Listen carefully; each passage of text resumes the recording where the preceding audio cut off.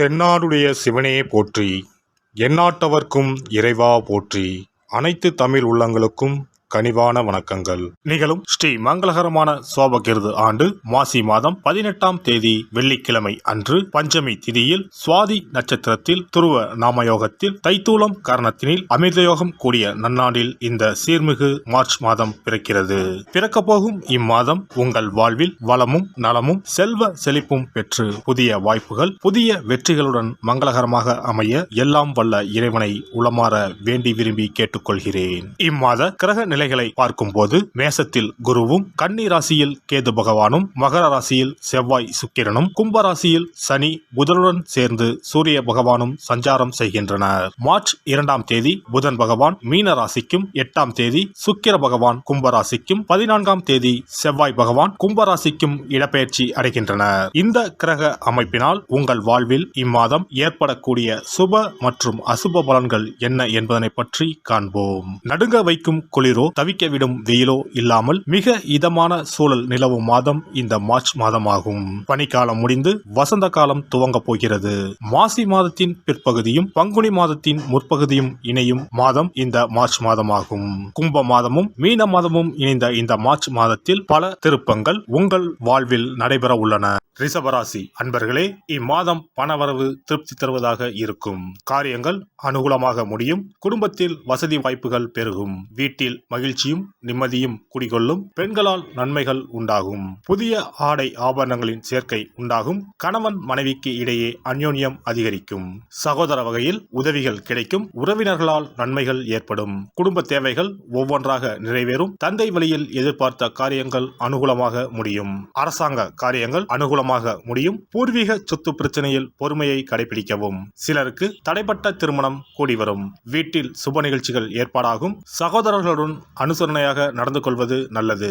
வெளியூர் பயணங்களின் போது தேவையான முன்னெச்சரிக்கை நடவடிக்கைகளை மேற்கொள்வது அவசியம். அலுவலகத்தில் உற்சாகமாக செயல்படுவீர்கள்.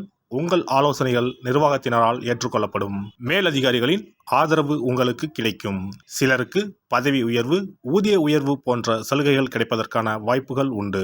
சக ஊழியர்களிடையே செல்வாக்கு அதிகரிக்கும். தொழில் மற்றும் வியாபாரத்தில் லாபம் அதிகமாக கிடைக்கும். சக போட்டியாளர்களின் மறைமுக எதிர்ப்புகளை முறியடிப்பீர்கள். பங்குதாரர்களுடன் இணக்கமான சூழ்நிலை ஏற்படும். வியாபாரத்தை விரிவுபடுத்தவோ அல்லது புதிய முதலீடு செய்வதையோ தவிர்ப்பது நல்லது.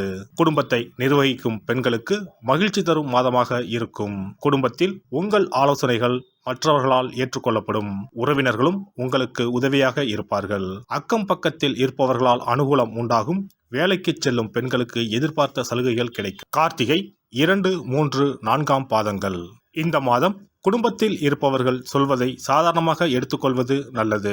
பொறுப்புகள் அதிகரிக்கும். மனதில் இருந்த பயம் நீங்கி துணிவு உண்டாகும். வீண் வாக்குவாதங்களை தவிர்ப்பது நல்லது.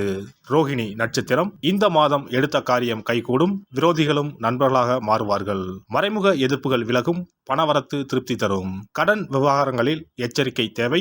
உத்தியோகத்தில் இருப்பவர்கள் செய்தொழிலில் முன்னேற்றம் காண்பார்கள்.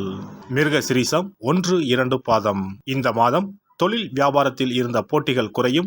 விரிவாக்கம் செய்வது தொடர்பான ஆலோசனைகளில் ஈடுபடுவீர்கள். பயணங்கள் மூலம் லாபம் கிடைக்க பெறலாம். மேல் அதிகாரிகளால் உத்தியோகஸ்தர்களுக்கு நன்மை உண்டாகும். பிரதோஷ வேளையில் சிவனையும் நந்தீஸ்வரரையும் வணங்க எல்லா பிரச்சனைகளும் சுமூகமாக முடியும். குடும்பத்தில் அமைதி.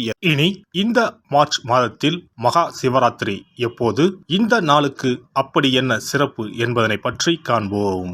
சிவபெருமானுக்கு எத்தனையோ திருநாமங்கள் உள்ளன. அவற்றில் மிக உயர்வானதாக சொல்லப்படுவது மகாதேவன் என்ற திருநாமம்.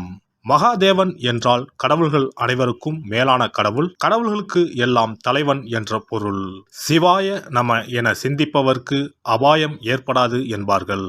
அப்படி கர்ம வினைகளில் இருந்தும் அனைத்து விதமான துன்பங்களில் இருந்தும் விடுபடுவதற்கு சிவனே கதி என சிவபெருமானை சரணடைவதற்கு ஏற்ற நாள் மகா சிவராத்திரி தினமாகும். மகா சிவராத்திரி நாளில் சிவபெருமானை முழு மனதுடன் உண்மையான பக்தியுடன் வழிபட்டால் நம்முடைய வேண்டுதல்கள் அனைத்தையும் சிவபெருமான் நிறைவேற்றி வைப்பார் என்பது ஐதீகம். கவலைகள் நீங்கி காரிய வெற்றியை தரக்கூடிய நாள் மகா சிவராத்திரி விரத நாளாகும். சிவபெருமானுக்கு உரிய அஷ்ட விரதங்களில் மிக முக்கியமானது மகா சிவராத்திரி விரதமாகும். சிவபெருமானின் அருளை பெறுவதற்குரிய மிக உன்னதமான புண்ணிய நாளாகும்.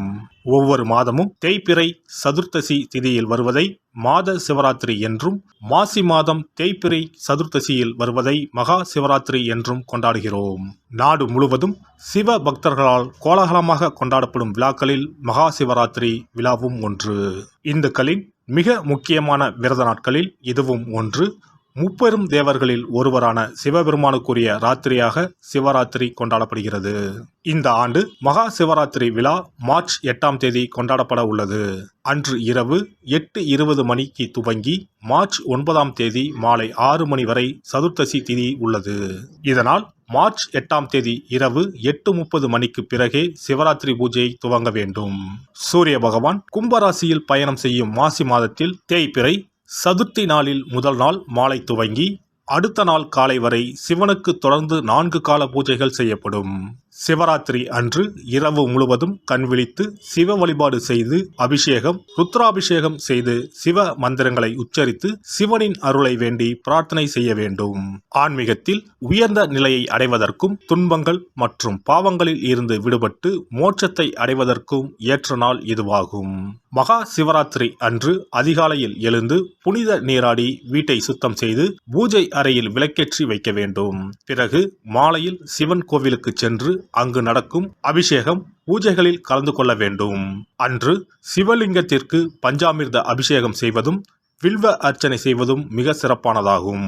மகா சிவராத்திரி நாளில் எத்தனை முறை முடியுமோ அத்தனை முறை பஞ்சாட்சர மந்திரமான ஓம் நம சிவாய மந்திரத்தை உச்சரிக்க வேண்டும்.